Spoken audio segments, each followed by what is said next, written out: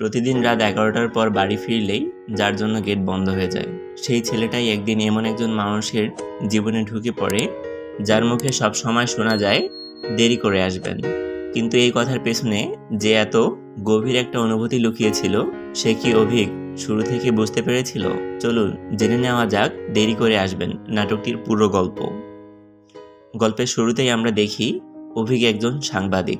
কাজের প্রয়োজনে তাকে প্রায় বাইরে থাকতে হয়, আর এই কারণেই প্রতিদিন বাসায় ফিরতে তার দেরি হয়ে যায়। কিন্তু যে বাসায় সে থাকে সেখানে একটি নিয়ম আছে, রাত 11টার পর মূল গেট বন্ধ হয়ে যায়।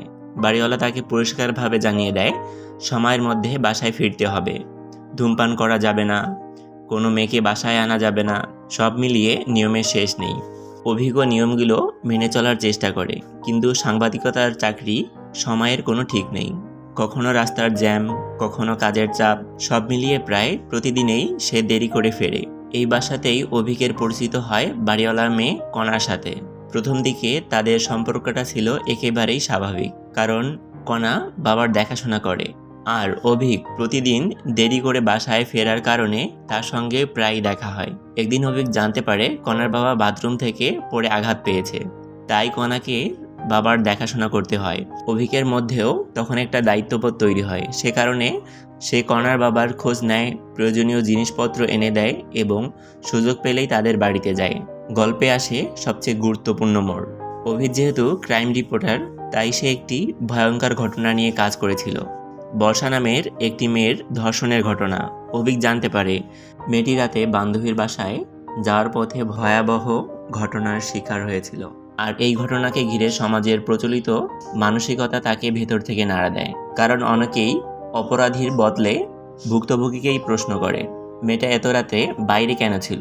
অভিকেই মানসিকতার বিরুদ্ধে দাঁড়ায়। তার কাছে অপরাধের দায় কখনোই ভুক্তভোগীর নয়। এই ঘটনাটাই তার চরিত্রকে আরও স্পষ্ট করে দেয়। সে শুধু একজন সাংবাদিক নয়, সত্যের পেছনে ছুটে যাওয়া একজন মানুষ। ধীরে ধীরে বদলে যায় সম্পর্ক। অন্যদিকে কণারও ধীরে ধীরে অভিককে বুঝতে শুরু করে।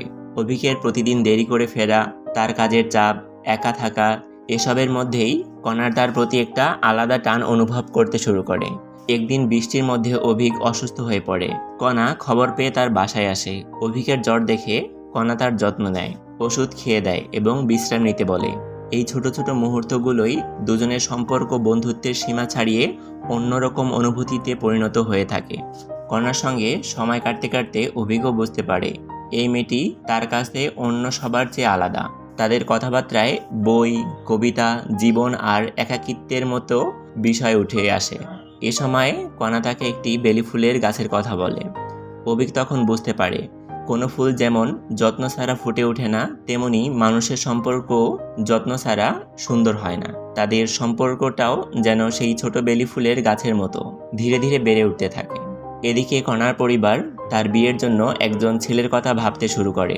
ছেলেটি বিদেশে থাকে, দেখতে ভালো এবং ক্যারিয়ারও ভালো। কিন্তু কণার কাছে শুধু এসবেই যথেষ্ট নয়, কারণ সে এমন একজন মানুষকে বিয়ে করতে চায় না যাকে সে চেনে না, বোঝে না। আর এখানেই বোঝা যায় কণার মধ্যে ইতোমধ্যেই অভিকের জন্য জায়গা তৈরি হয়ে গেছে। গল্পের শেষের দিকে অভিক আবারও প্রতিদিনের মতো দেরি করে ফেরার কথা বলে, কিন্তু এবার কণা তাকে বলে আপনি দেরি করে আসবেন। অভিক অবাক হয়ে যায়, কারণ এতদিন কণাই তাকে সময় মতো ফিরতে বলেছে, তাহলে আজ হঠাৎ কেন দেরি করতে বলছে। এরপর জানা যায় কণার বাবা সেদিন ঢাকার বাইরে গেছেন এবং রাতে ফিরবেন না, তাই সেদিন গেট বন্ধ হওয়ারও ভয় নেই।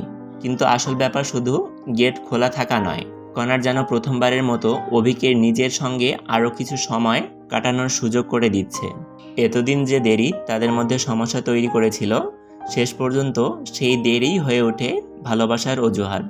এই গল্পটা আসলে শুধু একজন সাংবাদিকের প্রতিদিনের দেরি করে আসার ফেরার গল্প না, এটা এমন দুইজন মানুষের গল্প যারা নিজের ব্যস্ত জীবনের মাঝেও একে অপরের জন্য একটু সময় খুঁজে নেয়। অভিকের প্রতিদিনের দেরি, কণার অপেক্ষা, বেলি ফুলের যত্ন, আর শেষের সেই কথা আপনি দেরি করে আসবেন। সব মিলিয়ে গল্পটা আমাদেরকে মনে করিয়ে দেয় কিছু মানুষ জীবনের সময় মতো আসে না, একটু দেরি করে আসে, কিন্তু যখন আসে তখন সে মানুষটাই আমাদের অপেক্ষার আসল কারণ হয়ে যায়। আর এমন আরও নাটকের এক্সপ্লেনেশন দেখতে চ্যানেলটি সাবস্ক্রাইব করুন। দেখা হবে পরবর্তী ভিডিওতে। আল্লাহ হাফেজ।